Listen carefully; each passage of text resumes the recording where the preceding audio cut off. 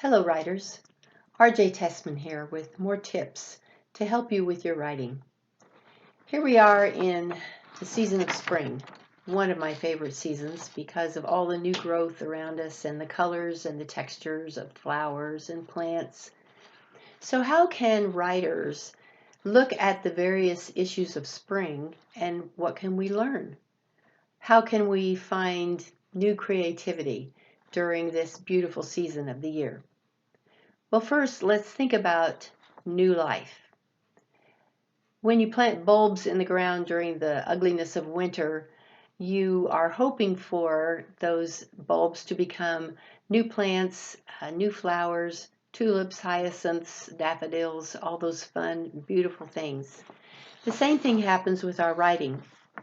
Even though we may feel the ugliness of rejection and it gets buried in the coldness of our emotions, we can look for new life with those manuscripts.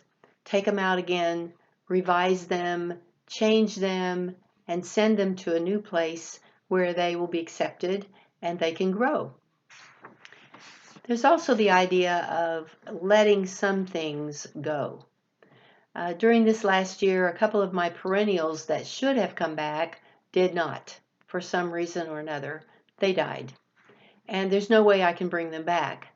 So what I'm going to do is plant new flowers in those particular places that will hopefully come back in the next few years.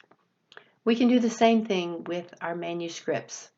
Let go of some of the things, some of the words that were just practice, and do something new.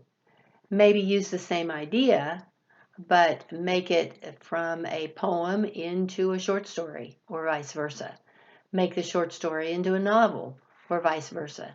And then submit it to a new market and see how it grows. With plants, there's also the idea of talking to yourself. I admit I do talk to my plants. The carbon dioxide helps them grow, and then they respond by giving off oxygen. So as writers, we can talk to ourselves, encourage ourselves, confront that imposter syndrome and that self-doubt, and give affirmations to ourselves about our writing and about the results of our writing. We can encourage ourselves by doing morning pages. If you haven't read The Artist's Way by Julia Cameron, do that.